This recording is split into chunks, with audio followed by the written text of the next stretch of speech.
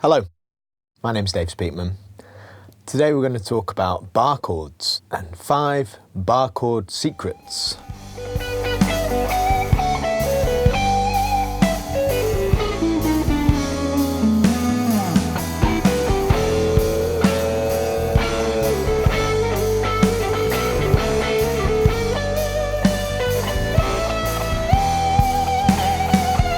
The first secret is basically that bar chords are just the open chords moved further up the guitar.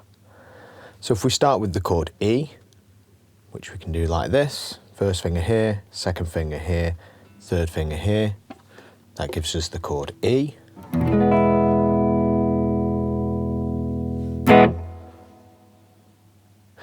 Basically, if I take this chord E and I move it all up 1 fret, and then I re-finger the chord so that we do this, so that my first finger is free, and now I can bar the first finger down, and now I get the chord F. This is quite useful because if we take the chord E, for example, if I take my first finger off, it becomes E minor. So now if I take the chord F, and now if I take my second finger off, so it's the same way as we were doing it before, it's the same thing, we now have the chord F minor. We can also bar up an A shape. So move this up a fret, move the shape up a fret, re-finger it like this, and then bar like this, and now we get the chord B flat. Notice that the tip of my first finger is touching the bottom string. That's really important. That mutes that bottom string, stops it from making a sound.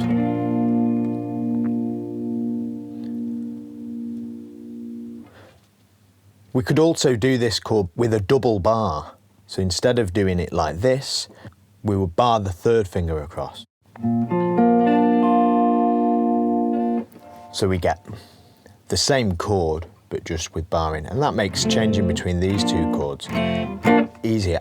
I find that easier. Some people don't. Some people like to do it this way, which is cool. Either way is fine. Both are correct. It's whichever one you fancy, really. Whichever one, I suppose, whichever one you find easiest, whatever the easiest way to do something is for you, is the way that you should do it. I think it's worth persisting trying to do it this way because it's quite useful. It might seem difficult at first, but it's quite a useful way of playing the chord. Your thumb position is quite important when playing a bar chord, so we'll call this number 2. So your thumb position needs to be kind of in the middle of the neck here. That's really important. Not too high. If it's too high up, you're gripping too high. If it's too low down, you're gripping too low down. Your wrist should always remain straight when you're playing the guitar, as much as possible. If you're bending your wrist, you're really leaving yourself open to some sort of repetitive strain injury. So keep your wrist straight, bend your fingers. If your thumb's in the middle, that makes that quite easy. The third tip or secret that I've got is to curve your finger slightly and put your finger slightly to one side like this. So my finger isn't flat against the fingerboard, it's slightly to one side like this. I don't know whether you can see that. So it's slightly to one side, and that's enabling me to get a good contact with the string. Tip 4 would be that you need to be really close to the frets. Look how close I am. When I play this chord, I'm almost on top of the frets. I'm not over the fret, obviously, but I'm really, really close to the fret. This is an important thing when you're playing the guitar generally. You should always be really close to the frets. It improves your tuning. If you ever play a chord and you think, oh, it sounds a bit out of tune, like this E chord, sounds a bit out of tune, yeah? The reason that it sounds out of tune is that because I'm further down in the frets, I'm pushing down too hard, and that means that I'm sharpening the notes. If I play nice and closely to the frets, now the chord's in tune. The last secret, the fifth secret, and this is really important. Don't squeeze down with your hand, pull back with your arm. Now, if you're pulling back with your arm, you should actually feel the guitar push into this arm, into your right arm if you're playing right-handed.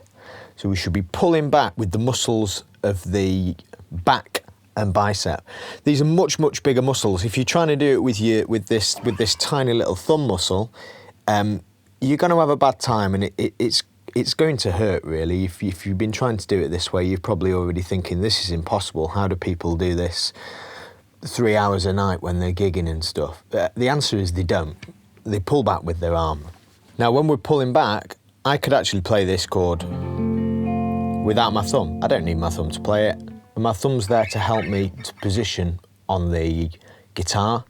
It also takes a small amount of the load. So we're spreading the load, but we're spreading the load majoritively throughout our body. If you use the strength of your body to play guitar, it's much easier than just using this tiny little thumb muscle. Poor little thumb muscle. Thank you very much for watching. If you're interested in what I'm doing, please remember to like the video and subscribe and hit the alarm bell. I've got new content coming every week. Thank you very much. I really appreciate your support. Thank you.